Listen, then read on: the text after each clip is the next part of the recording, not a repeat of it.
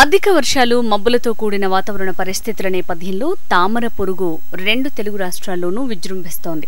రసాయనిక వ్యవసాయం చేసే రైతులు మిర్చి పంట కాలంలో ఎకరానికి సుమారు 25 నుంచి 30 బస్తాల వరకు రసాయనిక ఎరువులు వాడుతున్నారు. మార్చి వరకు దఫాలుగా ఈ ఎరువులు వేస్తూ తరచూ పురుగుమందులు పిచికారీ చేస్తూ ఉంటారు. అధిక రసాయనాలతో మిర్చిని ఏకపంటగా సాగు చేయటం వల్లనే తామర పురుగు విజృంభిస్తుందన్నది నిపుణుల అభిప్రాయం.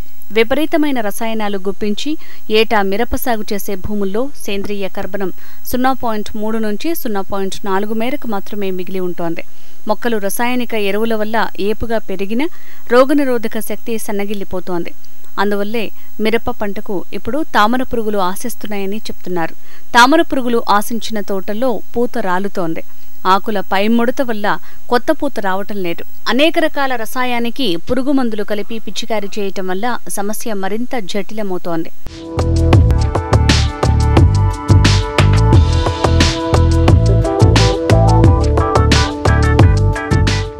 ప్రకృతి విధానాలను ఉపయోగించి మిరప పంట సాగు చేసే రైతులు చీడపీడల నుంచి చాలా వరకు రక్షణ పొందుతున్నారు.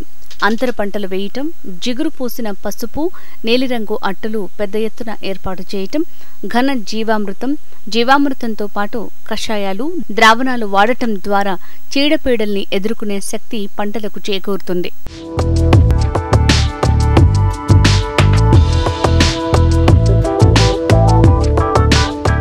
రసాయనిక ఎరువులు, పురుగుమందులు వాడుతున్న రైతులు కూడా ఇప్పటికైనా మిరప తోటల్లో జిగురు అట్టలు ఏర్పాటు చేసుకోవాలి.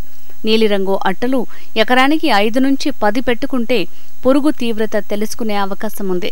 ఇప్పుడు ఉధృతి ఎక్కువగా ఉంది కాబట్టి ఎకరానికి 50 నుంచి 100 వరకు పెట్టుకుంటే పురుగును నియంత్రణలోకి తీసుకోవచ్చు. ఇక మిరప మొక్కల మధ్య ఏదో ఒక పంటను అంతర పంటగా సాగు చేసుకోవాలి. అక్కడక్కడ బంతి మొక్కలు నాటుకోవాలి. మిరప మొక్కల మధ్య కొత్తిమీర, ఉల్లి, ముల్లంగి వంటి పంటలు అంతర పంటలుగా వేసుకోవచ్చు. ఇవి విత్తిన కొద్ది రోజుల్లోనే మొలకెత్తి చీడపీడల నియంత్రణలో ప్రభావాన్ని చూపుతాయి. వీటితో పాటు గట్ల వెంబడి 3 వరుసలు సజ్జ, మొక్కజొన్న, జొన్న విత్తుకుంటే చీడపీడల నుంచి పంటకు రక్షణ కల్పిస్తాయి.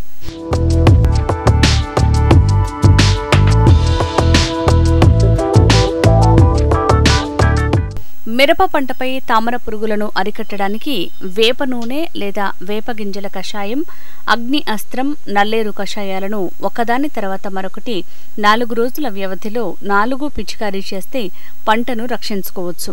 1000 నుంచి 1500 ppm వేప నూనె పనిచేయదు. 10,000 ppm వేప నూనె మార్కెట్లో దొరికితే వాడుకోవచ్చు. 1/2 లీటర్ వేప నూనెను ఎమల్సిఫైయర్ లేదా 100 గ్రాముల సబ్బు పొడిని 20 లీటర్ల నీటితో కలిపి పిచికారీ చేయాలి. 10,000 ppm వేప నూనె దొరక్కపోతే 5% వేపగింజల కషాయాన్ని వెంటనే పిచికారీ చేస్తే పంటను రక్షించుకోవచ్చు. వేప నూనెను లేదా 5% వేపగింజల కషాయాన్ని 4 రోజుల వ్యవధిలో మరోసారి పిచికారీ చేయాలి. ఆ తర్వాత 4 రోజులకు అగ్ని అస్త్రం పిచికారీ చేయాలి. 100 లీటర్ల నీటికి 4 లీటర్ల అగ్ని అస్త్రం పిచికారీ చేయాలి. ఆ తర్వాత 4 రోజులకు నల్లేరు కషాయం పిచికారీ చేయాలి. మళ్లీ ఇదే వరుసలో వీటిని పిచికారీ చేయటం ద్వారా మిరప పంటను తామర పురుగుల నుంచే కాదు ఇతర చీడపీడల నుంచి కూడా రక్షించుకోవచ్చని ప్రకృతి వ్యవసాయం చేస్తున్న రైతుల అనుభవాలు చెప్తున్నాయి.